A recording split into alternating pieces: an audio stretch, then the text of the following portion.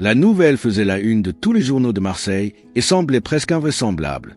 Jumelles siamoises enceintes en même temps, les médecins incapables d'expliquer comment. Ainsi commençait l'histoire d'Héloïse et Camille Laurent, unis par le torse depuis leur naissance, mais avec des cœurs, des cerveaux et des volontés qui semblaient danser à des rythmes opposés. Elles avaient toujours su que le monde les verrait comme un spectacle, mais rien ne les avait préparées au chaos que la vie leur réservait. Héloïse était l'esprit rationnel, studieuse, passionnée de littérature, surtout de Victor Hugo, avec le rêve de devenir obstétricienne. Camille, en revanche, était impulsive, guidée par des émotions brutes, une peintre à l'âme orageuse qui disait voir le monde des couleurs que personne d'autre ne perçoit. Ensemble, elles formaient une unité extraordinaire, deux âmes partageant un même rythme cardiaque collectif, non physique, mais émotionnel. Le scandale éclata lorsqu'elles découvrirent, la même semaine, qu'elles étaient toutes deux enceintes. Ce qui intriguait le plus les scientifiques, chacune affirmait être enceinte d'un homme différent. Camille, de Louis, un poète de rue aux yeux de tempête. Héloïse, de Mathieu, un chirurgien introverti et méthodique. La possibilité médicale était quasi nulle, mais les examens étaient indiscutables. C'est alors que le monde s'effondra sur elles. Leurs parents, anciens militants des droits humains en Normandie, avaient passé les dernières années à tenter de les protéger de la cruauté médiatique. Mais désormais, les flashs envahissaient les fenêtres de la petite maison qu'elle habitait, et le dilemme éthique, médical et émotionnel grandissait comme une spirale sans fin. La grossesse n'était pas seulement à risque, c'était un miracle d'anatomie, et peut-être même de foi. La question que personne n'osait formuler à voix haute était « Qui va survivre ?» Tandis que les médecins débattaient de protocoles et de risques, un profond silence s'installa entre les sœurs. Quelque chose avait changé. Il y avait de la culpabilité dans les yeux de Camille et une peur presque sacrée dans le regard d'Héloïse. Un secret battait entre elles, aussi visible que leur ventre qui commençait à s'arrondir, et personne, absolument personne, ne savait que ce secret avait le pouvoir de changer la fin de l'histoire. La nuit tomba sur Marseille comme un voile épais. Dans la chambre sombre, seule la lumière pâle de la lune filtrait à travers les rideaux, dessinant les contours des sœurs. Camille fixait le plafond, tandis qu'Héloïse gardait les yeux fermés, feignant de dormir. Mais aucune des deux ne trouvait le repos. Les battements des deux cœurs partageant le même corps sonnaient désaccordés. Quelque chose s'était brisé, ce n'était pas la peau, c'était la confiance. Camille savait qu'elle avait franchi une limite. Le moment avec Louis avait été plus qu'une passion, ce fut une fuite. Une tentative désespérée de se sentir seule, ne serait-ce que pour quelques minutes, ne serait-ce qu'une illusion. Elle ne l'avait jamais dit à Héloïse. Pas qu'elle en ait eu besoin, elle partageait bien plus qu'un corps. Mais certaines douleurs, même siamoises, n'appartiennent qu'à une seule âme. Quand Héloïse annonça sa grossesse, les yeux de Camille ne brillèrent pas. Ils tremblèrent. Héloïse, de son côté, cultivait l'espoir comme on cultive une fleur dans le désert. Elle croyait en l'amour de Mathieu, en un avenir où elle pourrait être mère et médecin, en une vie où sa condition ne serait pas une cage. Lorsqu'elle apprit la grossesse de Camille, quelque chose en elle s'effondra. Pas par jalousie, ni par envie, mais à cause d'une peur ancestrale, celle de ne plus être suffisante. Le ventre partagé était désormais un champ de bataille de deux futurs incertains. Les médecins proposèrent une série d'examens et un protocole de suivi inédit. Aucune littérature médicale n'avait jamais enregistré un tel cas. Mais ce que la science ignorait, c'était ce qui se jouait sous la peau, les souvenirs, les traumatismes, les désirs qui avaient façonné ces filles. À 7 ans, elles avaient été emmenées à Paris pour tenter une opération de séparation. L'affaire fit sensation. Lorsque les médecins abandonnèrent, les déclarant inséparables par nature, le traumatisme scella la promesse qu'elles se firent. Plus jamais on ne nous séparera. C'est pourquoi, aujourd'hui, chaque décision pesait comme une lame. Les médecins parlaient de risques, d'anomalies, de décisions qui pourraient nécessiter de choisir une vie au détriment d'une autre. Et tandis que tous regardaient vers l'avenir, personne ne voyait que le passé frappait à la porte. Une enveloppe arriva sans expéditeur, contenant une seule photo en noir et blanc. On y voyait 2 fillettes siamoises, identiques à elles, mais ce n'étaient pas Héloïse et Camille. Et au dos de la photo, une phrase écrite en vieux français. La vérité naît du sang partagé. La vérité naît du sang partagé. Camille tenait la photographie comme si elle pouvait la brûler, mais le papier ancien était froid, presque cruel dans sa texture.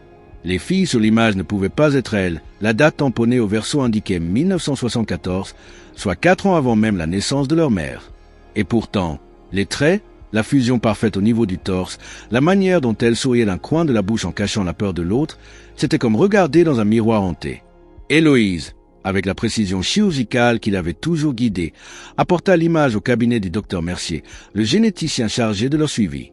Il observa la photo en silence pendant de longues minutes, les yeux de plus en plus écarquillés. « C'est fait ?»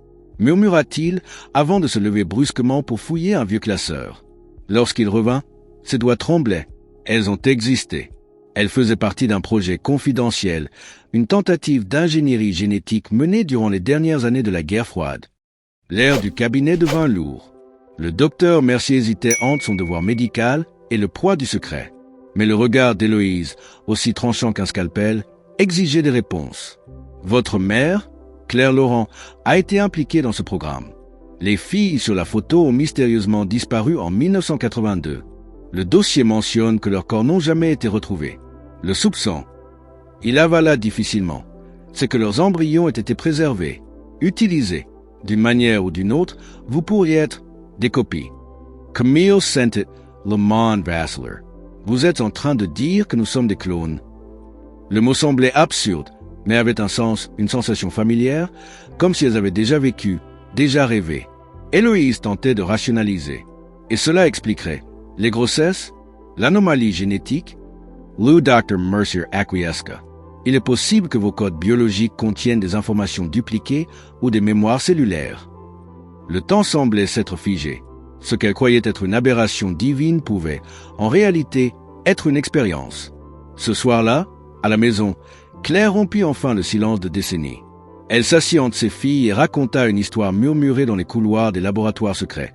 Elle avait été recrutée à 17 ans pour porter un embryon hybride basé sur les sœurs disparues. Mais en voyant pour la première fois les visages d'Héloïse et Camille, elle ne supporta pas l'idée de les abandonner. Elle s'enfuit, changea de nom, et depuis, elle vivait dans l'attente que le passé les rattrape. Vous n'êtes ni une erreur, ni une expérience. Vous êtes l'amour volé à l'obscurité. Et c'est à ce moment-là que Camille regarda sa sœur dans les yeux et comprit. Ce qui grandissait en elles était plus que la vie. C'était la chance de réécrire toute une lignée de douleurs. Marseille semblait plus petite, étouffante, comme si chaque rue résonnait des rumeurs sur les jumelles enceintes et leur origine impensable.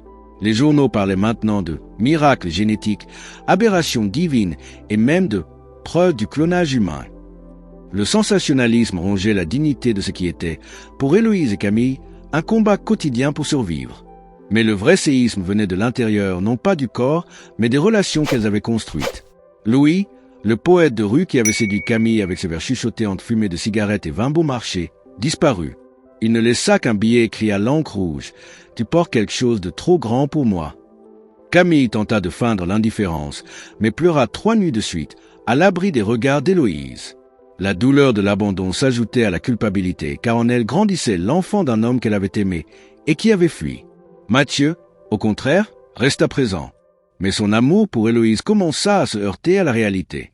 Lorsque les médecins évoquèrent la possibilité de séparer les jumelles par chirurgie au 8e mois, avec un risque de mort pour l'une d'elles, mais la chance de sauver au moins des bébés, il hésita. « Tu dois penser à toi et à notre fils. » Ce fut la première fois qu'Héloïse se sentit seule, malgré le lien qui l'unissait à sa sœur. La maternité, qui semblait être un miracle partagé, devenait un champ de choix impossibles. Camille entendit tout de l'autre côté du rideau de l'hôpital. Les mots la transpercèrent comme une lame. « Notre fils ». Cela signifiait-il qu'elle et son bébé étaient un fardeau, une ombre sur le chemin d'Héloïse? Pour la première fois, elle désira ce qu'elle avait juré de ne jamais vouloir, la séparation. Mais comment séparer un corps sans déchirer ce qu'il y a de plus humain en elle? Cette nuit-là, les 2 sœurs se disputèrent pour la première fois depuis des années. Elles crièrent, pleurèrent, et puis, dans un silence profond, s'endormirent sans se toucher. Pendant ce temps, les médecins présentèrent à Claire une proposition qui résonnait comme une sentence. Une chirurgie expérimentale menée par un spécialiste venu de Genève, sous anonymat. La chance de succès, 18%. La conséquence de ne pas opérer, un risque élevé de collapsus cardiaque lors de l'accouchement.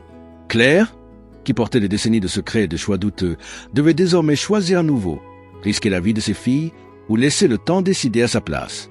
Au fond de l'hôpital, une silhouette observait tout en silence. Il portait un chapeau gris et tenait une mallette en cuir usé.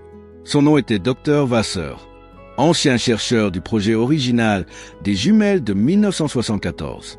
Et il avait quelque chose à dire, quelque chose qui allait bouleverser complètement le cours de cette histoire. Car selon lui, une seule des jumelles était biologiquement fertile. Et l'enfant que Camille portait n'était peut-être pas le sien. La présence du docteur Vasseur à l'hôpital jeta une ombre sur les couloirs blancs et aseptisés. Claire le reconnut immédiatement, bien que des décennies se soient accumulées entre eux comme des couches de poussière sur une blessure jamais refermée. « Tu ne devrais pas être ici », murmura-t-elle, les yeux pleins de larmes de colère et de peur. Mais il l'ignora, se dirigeant directement vers la chambre des jumelles. Il portait la vérité avec lui, et elle s'apprêtait à se répandre comme de l'acide sur tout.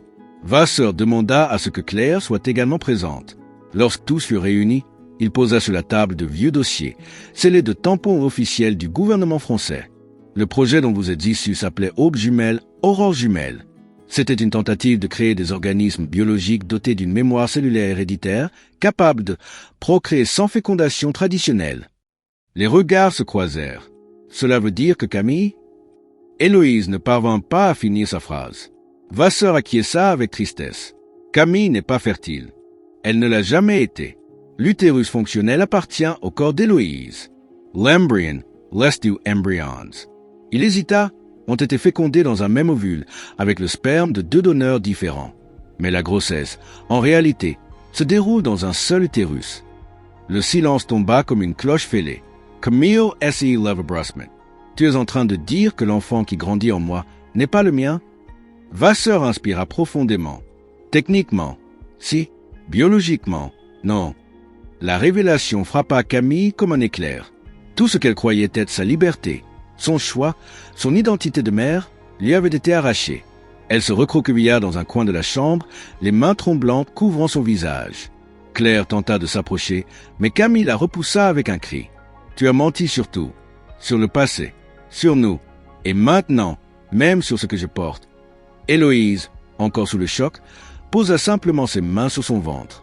Pour la première fois, elle ressentait que tout ce qui était en elle lui appartenait et en même temps était trop partagé. Cette nuit-là, Héloïse et Camille ne dormirent pas. Pour la première fois depuis leur naissance, elles semblaient habiter des planètes différentes. L'opération expérimentale, autrefois impensable, devenait soudain une option envisageable. Peut-être était-ce le seul moyen de retrouver leurs identités. Se séparer, même au prix du sang et du danger, semblait désormais moins effrayant que de continuer à vivre enchaînés à une vérité déformée. Claire tenta de les arrêter, mais rien ne les ferait changer d'avis.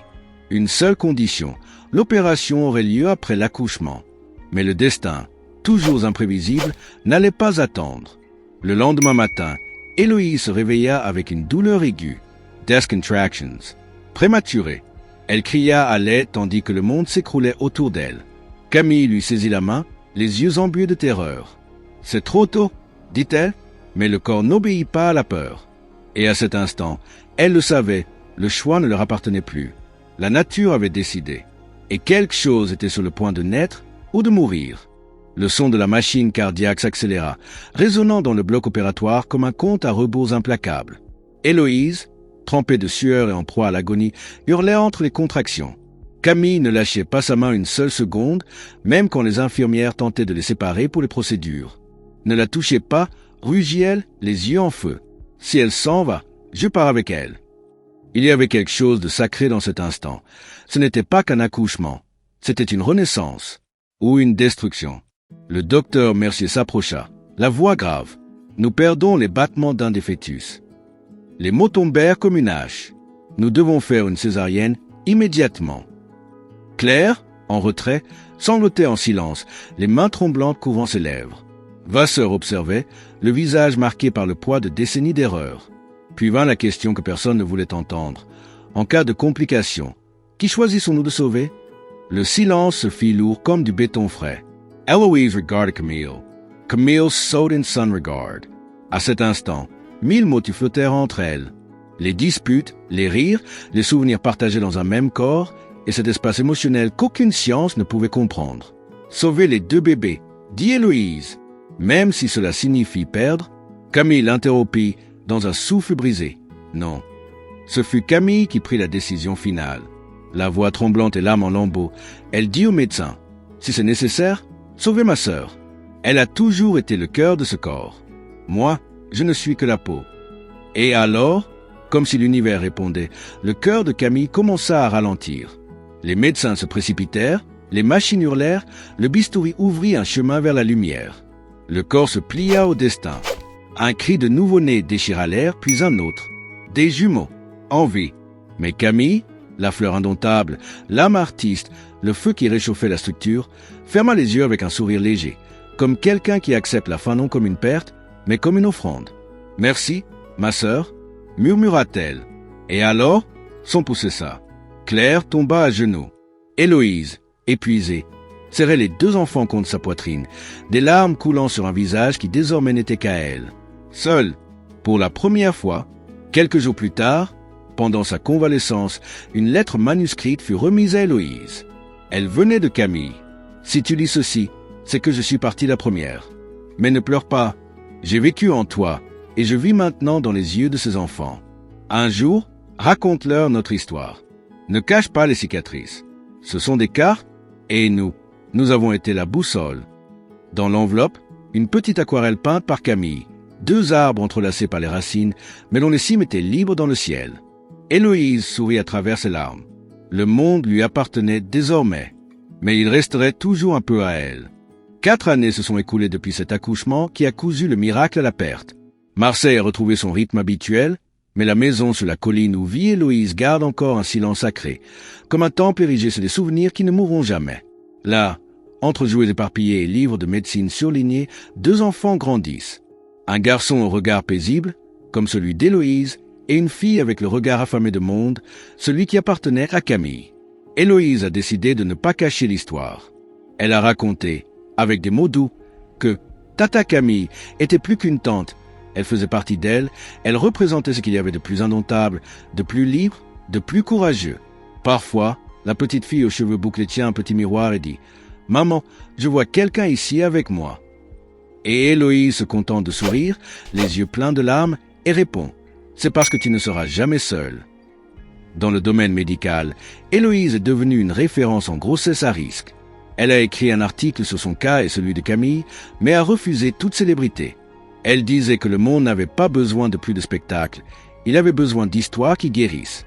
C'est ainsi qu'elle a commencé à accompagner des femmes qui, comme elle, vivaient entre choix et abîme. La vie ne nous donne pas toujours le contrôle, disait-elle à chaque patiente, mais elle nous offre toujours du sens. Dans son cabinet, elle conserve l'aquarelle des 2 arbres.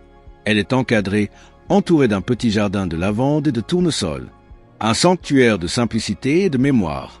Et chaque fois qu'elle sent le poids du monde, elle regarde cette peinture et se souvient. Camille n'est pas morte, elle s'est transformée. Elle est devenue racine. Car au fond, ce que nous sommes, plus que de la chair ou du sang, ce sont les liens que nous tissons, les amours qui nous transforment, les sacrifices qui nous révèlent. Certaines histoires naissent de l'extraordinaire, d'autres de l'ordinaire vécu avec l'âme. Mais celle-ci est née de l'impossible. Et pourtant, elle a fleuri. Imaginez n'être lié à une autre personne. Partager le corps, les rêves, les douleurs, les peurs. Maintenant, imaginez que ce lien va au-delà de la chair, qu'il touche à l'inexplicable. Que les 2 tombent enceintes dans le même corps.